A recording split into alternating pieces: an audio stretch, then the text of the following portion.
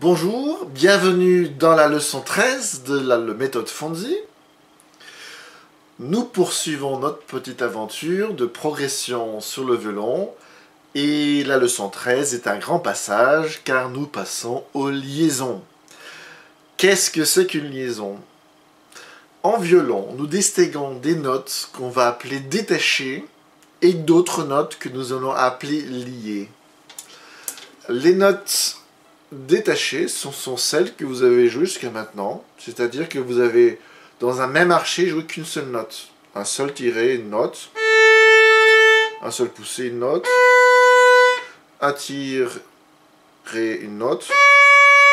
Un poussé, une autre. En termes violonistiques, cela porte le nom de notes détachées, contrairement aux notes liées. Et les liaisons, qu'est-ce que c'est? Nous allons jouer plusieurs notes, mais dans un même sens d'archet. Ce qui va attacher bien les notes les unes aux autres. Par exemple, je mets le La et un Si dans ma même tirée. Et Do dièse Ré dans un même poussé.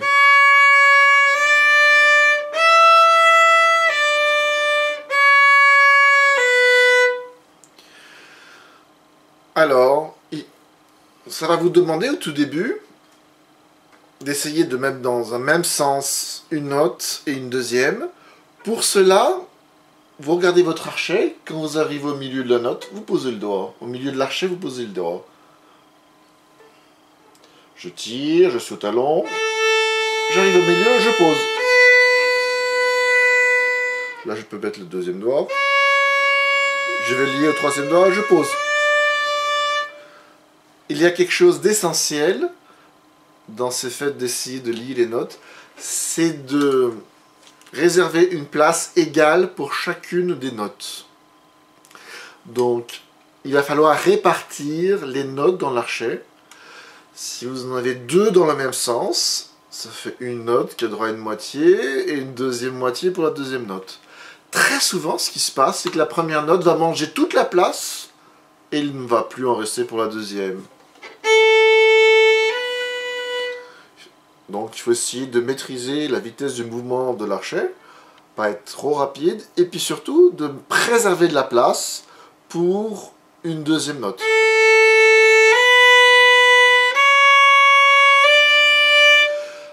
Au tout début, ça risque de faire un petit peu ça. Et puis après, vous essayerez de faire quelque chose de plus contrôlé, en essayant de bien garder de la place pour une deuxième note. Prenons donc la première page de la leçon 13. Au tout début, vous avez des notes relativement simples, Ré, Mi, sauf que, tout d'abord, vous allez essayer de jouer ces notes bien juste tout de suite, le premier doigt bien propre. Et tout d'abord, c'est en détaché. On tire une note, on pousse la suivante.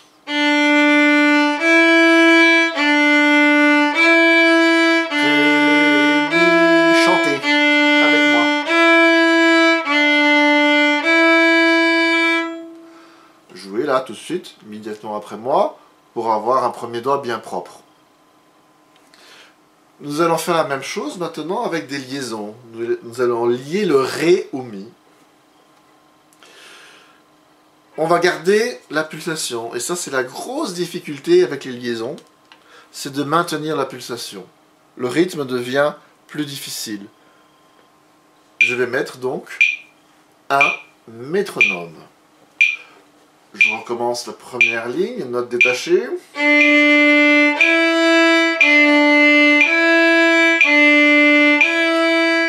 Et maintenant en liaison.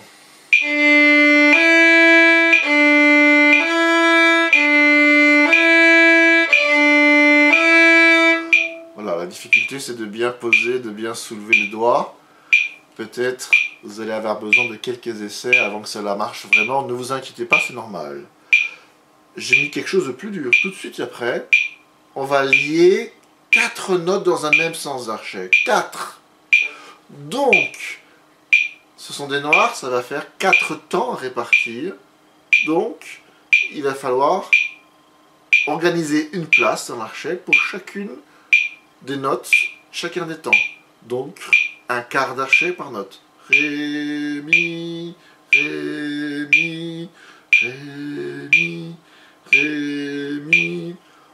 Encore une fois, pas tirer l'archet trop vite et garder de la place.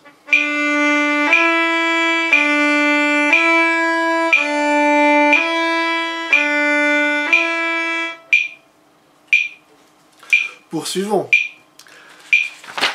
Dans la suite, vous avez encore des notes liées, mais cette fois-ci, ce sont des cordes à vide. Très intéressant pour le son, très intéressant pour le rythme, très intéressant pour la tenue de l'archet, pour regarder, et quand on lie une corde à l'autre, très intéressant va être le point de contact. Le point de contact, je vous rappelle, c'est une place, c'est un point entre le chevalet et la touche. Et en passant d'une corde à l'autre, vous allez regarder de garder le même point. Si vous êtes par exemple l'archet de travers, vous pouvez voir que vous êtes plus près de la touche sur la corde Mi, mais plus près du chevalet sur la corde Sol. On va essayer de garder la même file.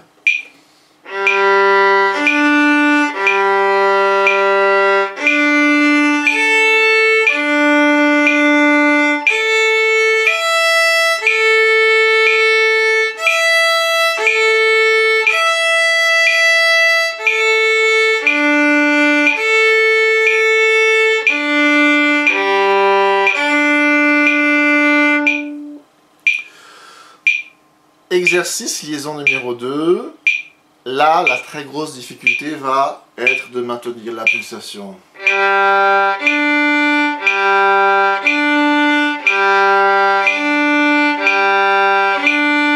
Quatre notes dans le même sens. Je continue, vous pouvez voir un petit peu que ça fait un petit peu des vagues du côté de l'archet.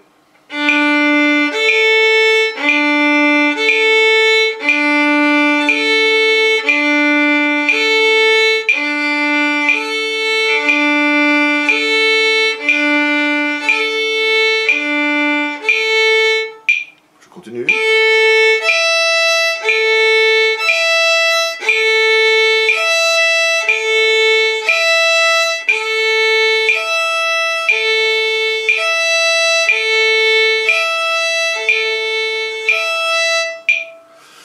Un troisième exercice de liaison, c'est presque le même, sauf qu'on passe de la corde aiguë à la corde grave.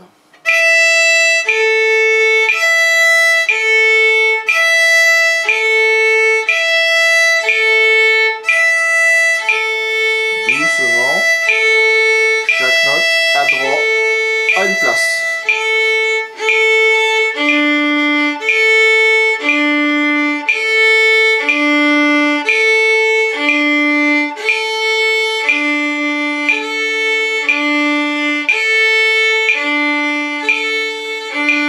Les notes détachées demandent plus de vitesse d'archet, et dès que vous avez des notes liées, il faut tirer chaque fois l'archet plus doucement.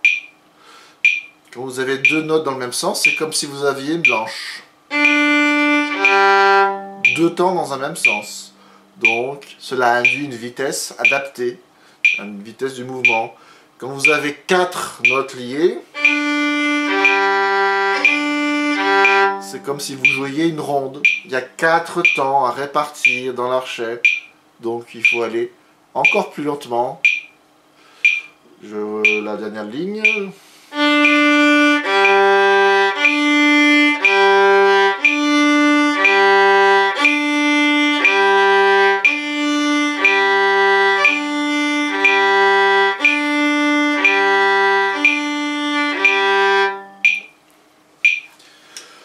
Poursuivons avec l'exercice de liaison numéro 4.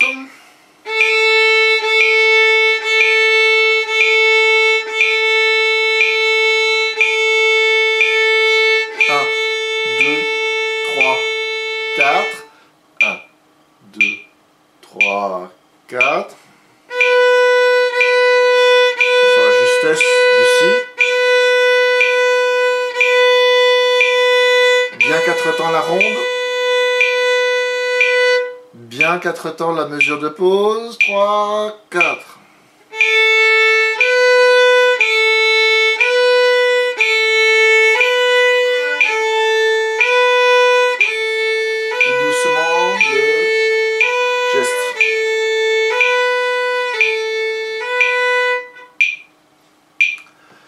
Exercice liaison numéro 5. Donc nous avons le premier doigt.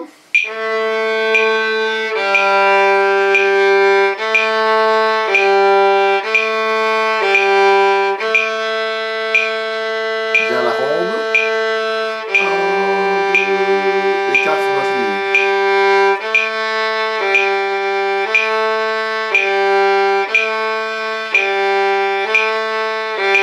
On garde le premier doigt posé et on continue. Si là. 4.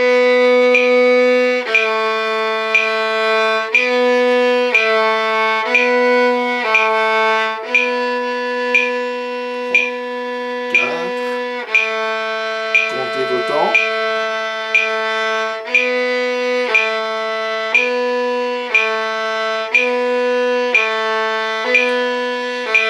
On garde le deuxième doigt posé. Do, si, je vous rappelle, c'est un débutant. On resserre les doigts. 3 et 2 serrés.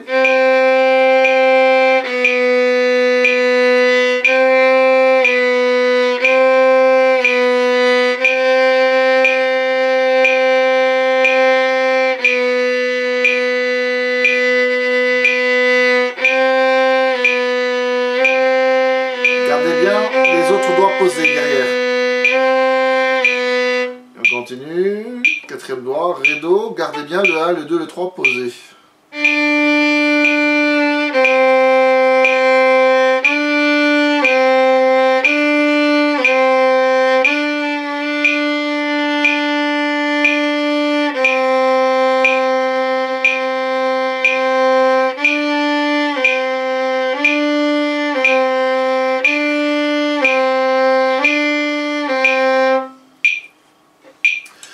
Voilà pour tout ce qui concerne les liaisons.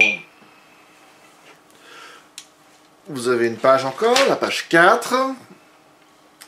Elle a besoin d'une petite explication. Il s'agit d'orienter la position des doigts pour trouver les notes en fonction des doigts qu'il faut serrer ou écarter. Ça, vous savez déjà faire. Quand vous êtes sur une même corde, selon que vous avez un demi-ton, on serre le doigt, ou si vous avez un ton, on écarte. Mais ce système marche aussi sur 2 cordes. Par exemple, mi, fa, je serre les doigts. Mais do, le deuxième doigt pour le do, se place comme pour le fa. C'est le même emplacement, sauf que c'est sur la corde voisine. Donc vous pouvez passer du mi ou do en resserrant le deuxième doigt contre le premier. Sauf qu'il y a un doigt sur une corde et l'autre sur une autre. Vous avez tout d'abord ce qu'on appelle des quintes bloquées. Vous pouvez voir qu'il y a un petit crochet au-dessus des numéros de doigts. Ce petit crochet, vous le verrez quelquefois dans vos exercices ou vos études. Cela signifie qu'on bascule le doigt d'une corde à l'autre. Donc Ré, La, cela forme un intervalle qu'on appelle une quinte. 5 notes. Ré, Mi, Fa, Sol, La. Cela s'appelle une quinte. Mi, Si, donc le premier doigt sur une corde. Premier doigt sur l'autre corde voisine. Mi, Si, ça fait aussi une quinte également. Mi, Fa, Sol, La, Si. Et quand vous passez comme ça d'une note à une autre en basculant le même doigt d'une corde à l'autre, cela porte un nom, on appelle ça une quinte bloquée. Vous pouvez essayer aussi de garder le doigt sur les 2 cordes. Voilà, là j'ai le doigt sur les 2 cordes. Fa, Do, aussi une quinte. Fa, Sol, La, Si, Do. Là j'ai les 2 doigts sur 2 cordes, sur la corde Ré et sur la corde La. Pour la justesse, il est quand même nécessaire de basculer un petit peu le coude et le doigt. Sol, Ré, même chose. Et quatrième doigt, La, Mi, plus dur. Hein. Là, on est un peu contraint quand même de basculer en changeant de corde. Donc, ces notes que l'on peut jouer et où on peut basculer le doigt d'une corde à l'autre, ça rend service, c'est un point de repère important. Ré, Mi, Si par exemple. Je suis passé du Mi au Si sans soulever le doigt. Je suis au numéro 2 de la page 4. Ré, Mi, Fa, Do. bascule, pouf, et je joue le Do. Ré, mi, fa, sol. Je bascule sur la corde là et j'ai le Ré tout de suite. Et puis Ré, mi, fi, sol. Mi, fa, sol. J'ai basculé le quatrième doigt. Ré, je suis sur le numéro 3. Ré, mi, fa, je serre. Comme je vous ai montré tout à l'heure. Ré, mi, do, c'est la même chose. Les deux doigts sont serrés. Sauf qu'il y a le deuxième qui n'est pas sur la même corde. Mi, fa, sol, c'est sur la même corde. Et mi, do. J'ai gardé le doigt posé, j'ai collé le deuxième contre le premier sur la corde voisine pour avoir le do. Mi, sol, la, c'est ce qu'il y a écrit. Et mi, ré, mi.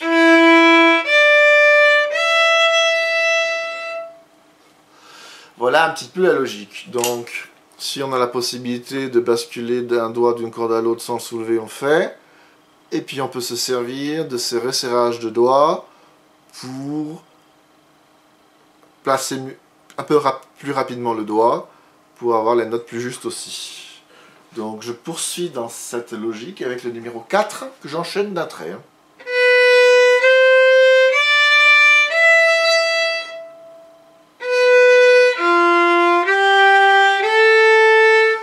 Si, fa, faut bien resserrer les doigts.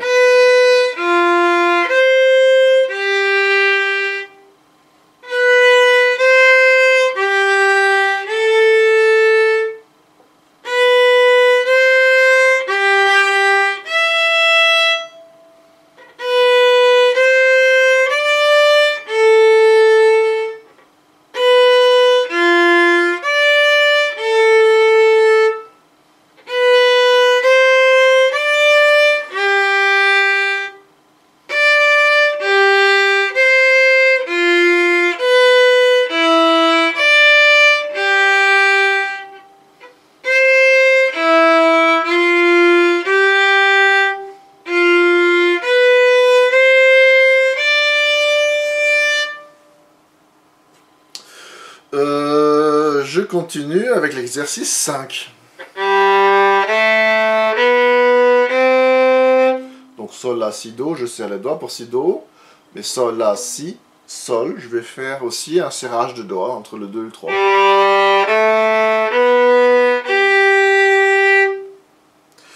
La, fa, sol, la.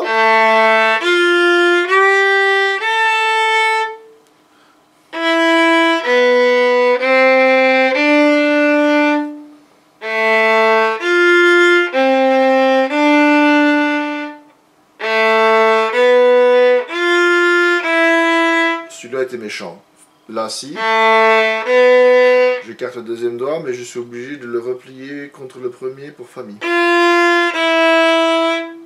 J'arrive à la fin du numéro 5.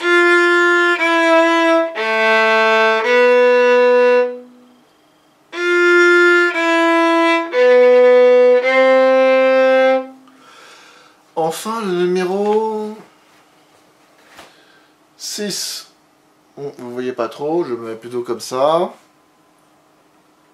Premier doigt en recul pour faire un fa naturel.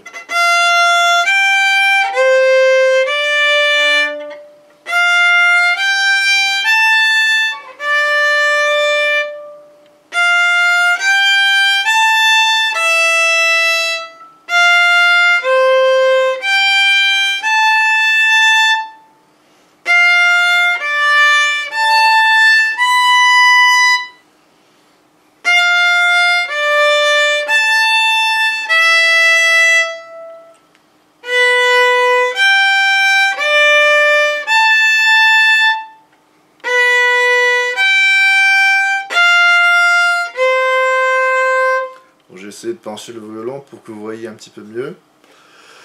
Voilà un petit peu. Et bien, essayez de vous entraîner à cette logique de serrer les doigts en passant d'une corde à l'autre. Voilà. Nous avons fait le tour des exercices de cette leçon 13. Vous avez encore un petit morceau qui s'appelle Enchantement. Voilà, bien vous disposez d'un enregistrement avec piano sur mon site, la méthode Fonzi, à l'onglet leçon 13. Donc je vous laisse travailler et je vous souhaite bien du plaisir et bon courage dans votre travail. Et puis, je vous donne rendez-vous à la leçon 14.